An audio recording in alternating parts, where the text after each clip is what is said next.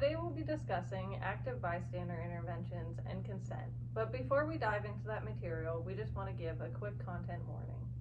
This guide covers sexual assault, dating violence, hate crimes, and substance use.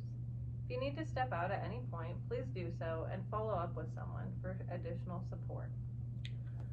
We are coordinators from the Center for Gender Equity, and we support, challenge, and empower students and faculty and staff to combat gender-based oppression and enact positive social change. We envision a world where people of all gender identities and expressions are free to pursue their intellectual, professional, and personal goals. We're located in the lower UC in the DJS office, room 150, and our shared lounge is in the AUC 140. Our website is plu.edu/gender-equity. My name is Magdalena Stickle, and I use they, them, or she, her pronouns. I am the confidential advocate and a coordinator at PLU's Center for Gender Equity. In this role, I aim to support individuals impacted by stalking, sexual assault, and intimate partner violence through a trauma-informed and healing-centered lens. As a program coordinator, I oversee the active bystander trainings across campus and other general programming related to healthy relationships and consent. My name is Nicole Renee Jordan, and I use her, she, and them, they pronouns. And as a Black queer woman, I am committed to supporting our LGBTQIA+ staff, faculty, and students through programming and relationship building. I also support women of color through Sister Circle and lead sex-positive programming and other identity-based work that is intersectional and gender equity focused. And I also serve as a secondary advocate. So, what is consent and active bystanding?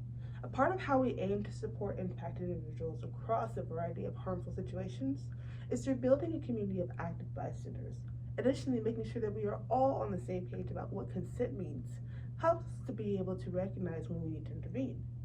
Sarah McClendon, Assistant Professor of Psychology and Women's Studies, says, "How people make demands at the intimate level is absolutely connected to how they make demands on the social and political level. Our gender, sexuality, race, abilities, and other identities impact the dynamics of this consent, and that is why it's important to discuss these things." So what is consent? We can summarize it by saying consent is unambiguous, enthusiastic, and ongoing. PLU's definition of consent is permission explicitly granted by an individual who is physically and mentally capable of providing it. In other words, consent requires an enthusiastic yes that is freely given, informed, reversible at any time, specific to the activity happening, and continuously sought. The absence of no is not a yes. No can sound like no, I'm not sure, I don't know, can we slow down, I'm uncomfortable, or I'm tired, and many more. It can look like tensing up, freezing up, pulling away, or turning away, or getting dressed. Understanding consent is foundational to being an active bystander. And what is an active bystander?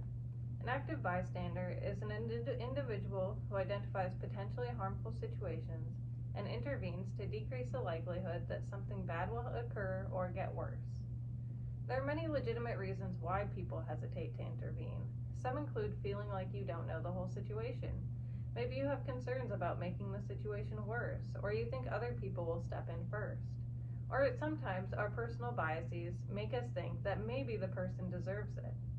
We're not advocating for people to always put their bodies on the line, but to talk about how there's always a way to act in some form, even when your identities make direct intervention unsafe. Intervening tends to be uncomfortable.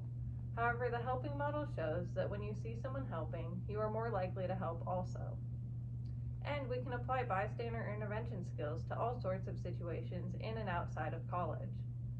Some examples we'd like to highlight today include sexual assault and dating violence, hazing, excessive substance use, harassment, and microaggressions. So how do active bystanders intervene? We focus on the 3 primary Ds: direct, distract, and delegate. A direct intervention is when you step in to interrupt a harmful situation by pointing out the problem and engaging participants in conversations about better alternatives. An example includes, "I don't think they're sober. Please stop pressuring them to drink." To distract, when you're not comfortable addressing the problematic behavior head on, you can say, "Hey, have you studied for that chem test?" Or, Will you please give me directions to help diffuse the situation? And lastly, delegate, because sometimes it's not safe for us to intervene.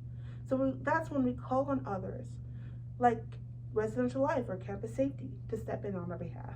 In the end, please follow up with the impacted party and ask if they need further support.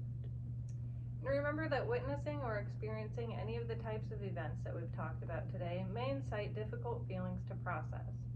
Reach out to one of our confidential resources to receive additional support. And now you'll have the chance to practice and discuss these concepts and intervention skills with your Loot Welcome Guide. Thank you.